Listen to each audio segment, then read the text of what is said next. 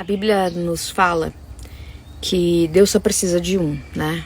E que nós somos uma só carne, né? Então somos um para Deus e Deus só precisa de um. Então quem entendeu primeiro morre primeiro, certo? Então, partindo do princípio de que a esposa santificada, ela santifica o marido, o esposo santificado santifica a esposa, e até os filhos são santificados. Então, assim, não é exatamente uma oração específica, mas a minha vida íntegra com Deus, em obediência, em santidade. Porque santidade é escolher as escolhas de Deus e não as minhas, né? Então, se eu tenho essa vida com Deus, se eu tenho esse mover com Deus, não importa nem a oração que eu fizer, né? Mas sim, eu fazia uma oração específica que eu vou escrever para vocês depois nos stories, né? Que eu fazia todos os dias. E é uma oração maravilhosa, poderosa, e vou compartilhar com vocês. Uma outra coisa que eu queria falar sobre orações é que, assim, não adianta nada a gente buscar por rituais, né? Orações e receitas e etc, etc. Porque isso já foi rompido na cruz. Jesus é o nosso acesso ao Pai, né? Então a gente não precisa de muito. Nós precisamos sim ter intimidade com o Pai, intimidade com Deus. Peraí, meu amor, eu já vejo pra você. Intimidade com o Pai, né? E orações específicas também. Então isso inclui as minhas orações com Deus, com meu Pai, minhas conversas, mas também inclui orações intencionais, onde a minha boca, a autoridade que Deus me deu de ser reino, de ser sacerdote, unido a mim. Então aquilo que Deus fala gera vida. Logo, se eu tenho Ele em mim, aquilo que eu falo gera vida ou morte também. Eu tenho que ser intencional nas minhas orações. Logo no começo do meu deserto, Deus falou comigo: o que eu uni, ninguém separa. O que eu uni, homem nenhum pode separar. Isso a palavra de Deus falou comigo. Deus falou comigo ali. Então eu peguei aquela palavra e coloquei acima de tudo, à frente de tudo, acima daquilo que eu estava vendo, acima de tudo aquilo que eu estava ouvindo e não vendo nada, na verdade, espiritual. Eu estava começando ali a minha vida com Deus, iniciando do zero. E eu só tinha essa palavra na Bíblia, eu e a Bíblia, eu e meu quarto, eu e Deus, mais ninguém, mais nada. Essa era a promessa de Deus para mim e que se cumpriu. Eu sabia que aquilo que ele estava falando ali era imutável. Eu sabia que nada poderia ir contra aquela palavra. Se eu fosse ficar pensando, se eu deixasse a minha mente ficar trabalhando, sem um direcionamento, sem comando, sem domínio próprio, eu ia pensar em desistir, eu ia pensar em largar tudo, porque eu chorava dia e noite. Era uma dor indescritível. Então o que eu pensava? Renovar a minha mente todos os dias. Eu colocava em prática, ocupar a minha mente, renovar a minha mente na palavra, em pregações, em tudo que tinha disponível espiritualmente, para que eu pudesse descansar. Então o descanso, ele vem com uma unção, ele não vem partindo de dinâmicas e práticas humanas. Claro, eu tenho que ter a disciplina espiritual, mas o descanso é uma unção que só vem como fruto do Espírito Santo. Então quando eu planto em espírito, eu colho em espírito. Exatamente como eu falei nos stories anteriores. Eu não pensava, não dava lugar para minha mente ficar pensando. Eu ocupava a minha mente com a palavra, eu renovava a minha mente, os meus pensamentos, o meu dia na palavra de Deus, na Bíblia, né? Então, como que a gente não perde a esperança, né? Por ver testemunhos, por Deus ter nos chamado para viver uma restauração. A gente não perde a esperança quando a gente olha para Ele. Quando a gente conhece quem Ele é, quando a gente conhece quem é Deus. Porque segundo a nossa carnalidade, a nossa humanidade caída, a nossa natureza, a gente não tem força para fazer nada, a gente não tem capacidade de viver uma restauração. Quem faz a restauração, quem nos chama para viver a restauração, é Ele, é Deus, porque Ele é o Criador das famílias, Ele é o Criador da restauração, então eu tenho que ir para Ele. Tem tanta gente que mandam as mensagens assim pra nós. Gente, já ouvi muita gente falar isso, né? Que legal, que bacana. É muito bom esse contato com vocês. A gente conhece muita gente que fez escola, que fez mentoria, aconselhamento, né, com a gente e tudo mais. E grandes amizades nasceram disso, desse propósito, né? E eu creio que Deus, ele não une pessoas, né? Ele une propósitos. Então, a gente tem família, né? Quando vocês entram, né, com a gente na escola, na escola de deserto, a gente se torna uma família, né? Então, nada mais justo, né, do que a gente estar em família. Então, a gente tá com vocês também, a gente se conhece, a gente tá na vida real, né? Não só aqui na internet, né? E é uma honra pra gente fazer parte da vida de vocês, nem que seja assim um pouquinho, mas a honra é toda dele, né? A glória é pra ele, não tem mérito nenhum em nós. Mas obrigado pelo carinho. Vamos fazer uma construção aqui. Se eu tenho que ser um verdadeiro cristão para receber a restauração, para receber a restauração de todas as coisas, então logo eu tenho que ser como Cristo. A pergunta, eu sempre falo isso com vocês, a pergunta que eu devo fazer todos os dias, diante de todas as situações, para entender qual atitude eu preciso ter, é essa: o que Jesus faria no meu lugar? Uma pessoa que é contra a família, contra a restauração do casamento, essa pessoa vai ter uma cobrança na vida dela muito grande, porque isso é um pecado contra Deus. Então, assim, faça a sua parte como Cristo faria. Então Deus vai te honrar, certo? Agora, qualquer outra posição contrária vai te afastar do plano de Deus. Então, deixa Deus agir em você. Sim, a restauração não é para todos. Por quê? Porque a restauração é somente para aqueles que são filhos. A restauração de todas as coisas só acontece mediante uma aliança com Deus. Você não pode receber os benefícios de uma aliança sem ter aliança com Ele, com Deus. Então, sim, a restauração é cristocêntrica, o casamento é cristocêntrico. A minha vida tem que ser cristocêntrica para eu poder viver a vida e os planos que Deus tem para mim. Então, o que tornaria impossível a restituição do casamento? Uma mentalidade humana. Se você não tem a mentalidade de Cristo, você nunca vai viver a restauração da sua vida, a restauração da sua família e muito menos a restauração de todas as coisas. Deixa eu falar uma coisa pra você, logo vindo de uma pessoa como eu, que nasceu numa igreja tradicional, passou 37 anos, 38 anos dentro de uma igreja tradicional. Porém, apaixonada por Cristo, apaixonada pelo secreto e apaixonada pelo mundo espiritual. Então eu tive que descobrir na prática, e assim, não é ninguém me falando, é Deus me mostrando mesmo as coisas espirituais. Então são sonhos, são visões que nós temos, vozes que nós ouvimos, é totalmente sobrenatural e a gente só consegue acessar isso quando nós estamos em espírito, santidade, integridade, consagração, jejum e oração. É uma disciplina espiritual para que nós possamos entrar no ambiente espiritual, ter nossos olhos espirituais abertos e entender as revelações de Deus. É genuíno. Isso que nós queremos, que você quer, a restauração do casamento, a restituição do casamento, é genuíno. É seu.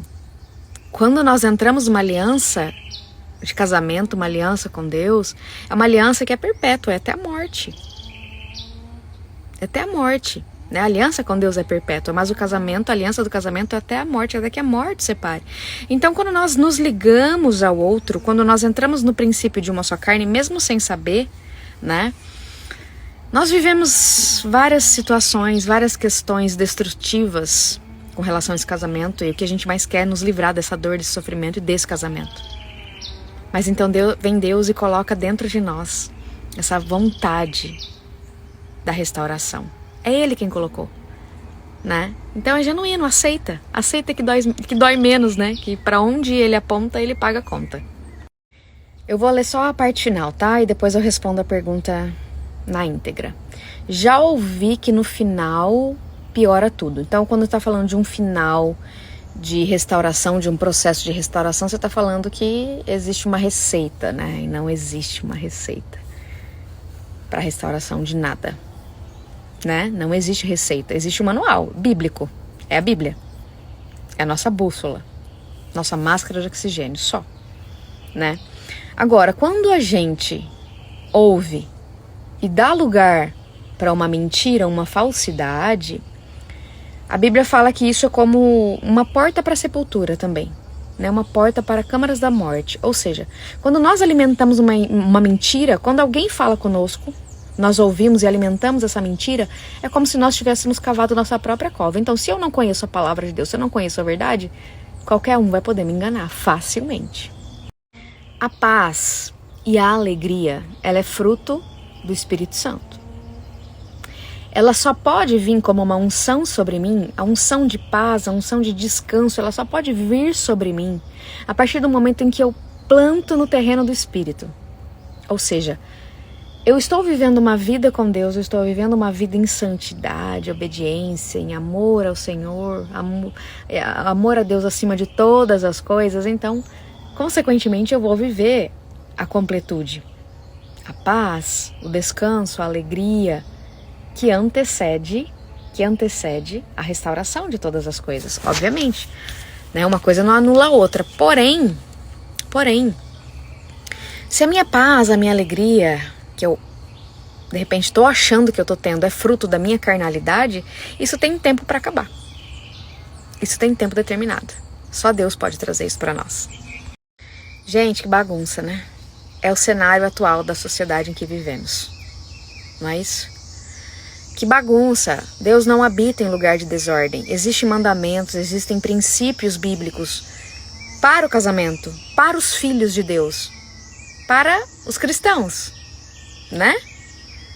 Então, se eu quero viver a vontade de Deus e não a minha, eu vou seguir a Bíblia, eu vou seguir a palavra de Deus. Isso aqui, fazer o que eu quero, é igual criança, faz o que quer, criança faz o que quer, mas o adulto faz o que tem que ser feito. Qualquer pessoa faz o que ela quer. Pessoas do mundo fazem o que elas querem, mas um cristão faz o que tem que ser feito, né? Então, colocar as coisas em ordem faz parte de um processo também de santificação. É você com Deus, né? Se Deus te chamou para isso, então Ele tem coisas para você nesse sentido. Procure pela vontade dEle, e não pela sua e não pela nossa.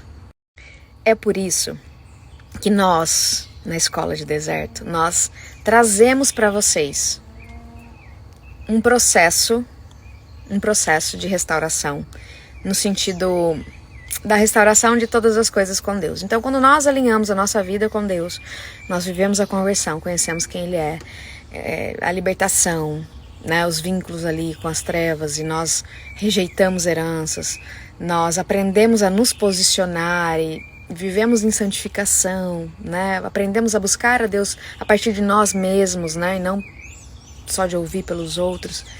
E a gente traz os princípios do casamento também, é para vocês internalizarem, entenderem, descobrirem qual é a vontade de Deus para vocês. Não é que alguém vai chegar em você e falar assim, você tá errado. Não, você tá certo. O que Deus está falando para você? A gente traz isso na escola de deserto. Para começar, eu preciso ter em mente que eu estou numa batalha espiritual. E eu preciso o quê? De olhos e armas espirituais para poder vencer essa batalha. Não adianta eu querer fazer as coisas do meu jeito, não deu certo. Agora tem que fazer diferente. Então, se você não renovar a sua mente, se você não dar comandos para sua mente, se você não sair de um lugar destrutivo e entrar num lugar de mudança, com disciplina espiritual, com jejum, com oração, você nunca vai vencer a sua mente. Nunca, porque ela é uma das... Olha, muitas pessoas falam que as trevas não me permitem vencer. E muitas vezes não é as trevas, mas é só a sua mente dando lugar às trevas. Então a renovação da sua mente acontece através da palavra, que vem e divide sua alma do seu espírito. Então você começa a entender o que você precisa fazer para poder caminhar e vencer essa batalha espiritual. Sem dor, não há necessidade de mudança. a nossa humanidade só consegue sair desse lugar, só consegue se mover de um lugar para o outro quando há uma dor. Quando há uma dor que me leva a buscar por algo diferente. Essa dor, ela vai me levar a desistir do casamento ou ela vai me levar a persistir e resistir pelo casamento, né? Então, se não fosse a dor, uma dor dilacerante que me rasgava ao meio, eu não estaria aqui hoje. Se não fosse a dor que Deus colocou em mim, que Ele falou depois pra mim, né? Que a dor que eu senti era a dor que Ele sente por conta das famílias destruídas, né? Eu não teria lutado pela minha. O que eu sempre falo pra vocês: busquem testemunhos que parecem pelo menos um pouco com a sua história. Ah, a minha história, sei lá, tem drogas, tem traição, meu marido é assim, meu marido é assado. Então procure por pessoas que têm autoridade nesse assunto, né? Nós, eu, Natália e o Bruno, nós não tivemos o divórcio assinado, né? Eu não assinei. E eu falei pra ele que eu não ia assinar. Mas eu conheço testemunhos que tiveram o divórcio assinado e mesmo assim viveram a restauração. Porque nesse âmbito, né, espiritual, o que é um papel? O papel tem um peso segundo a lei dos homens, obviamente, né? É importante nós termos o cartório, porque o cartório é o único que faz casamento, né?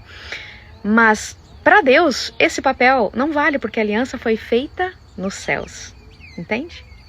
Como eu disse, né?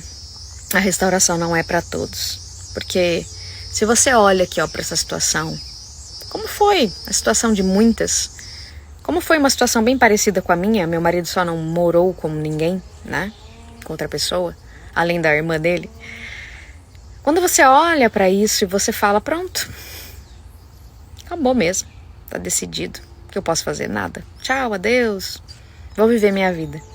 Você tá seguindo a sua vida segundo a sua humanidade, a sua carnalidade. E, você quer viver assim? Pronto. Viva. Faça o que você bem entender. Agora, se você é um cristão, isso aqui, ó, é uma grande de uma armadilha para você desistir das coisas de Deus, né? Então, você decida qual caminho você quer seguir e viva como você decidiu seguir. Gente, eu não compartilho todas as perguntas aqui, inclusive as cabeludas, porque não dá, né? Tem muita mensagem. Assim, mais de 1000 mensagens na caixinha. Mas eu resolvi compartilhar essas só para vocês terem ideia do cenário. Porque muitas vezes que a gente tá vivendo, né? Porque muitas vezes você fala assim, não, a minha história não tem jeito. Aí você vê uma história mais cabeluda que a sua, né? Isso é o quê? Isso é o quê, gente? Demoníaco, não é? Como que a gente vence as trevas? Existe só uma única maneira de vencer as trevas, através de Cristo, através de Deus, né? Então olha para a sua situação e acredite, entenda que tem outras muito piores, mas cabe a você assumir a sua posição nessa batalha. Vou fazer um convite para você e para vocês que estão passando por isso, estão vivendo isso que um dia eu vivi, né? Assim como muitas outras pessoas viveram também e hoje viveram a restituição, a restauração de todas as coisas, do casamento, da família, né? Eu estou aqui como testemunha de Cristo para dizer para você que não é essa a vontade de Deus para sua vida. Não é essa.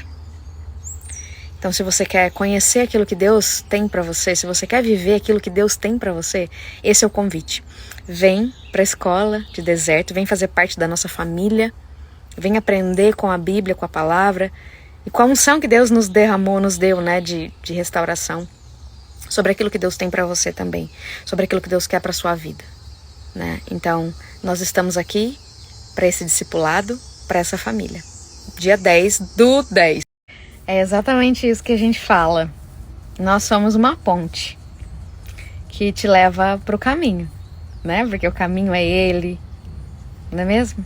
Ele é o caminho, a verdade e a vida. Nós só somos uma ponte. Nós pegamos assim na mão de vocês e falamos, ó, é esse caminho aqui, ó, vamos com a gente, né?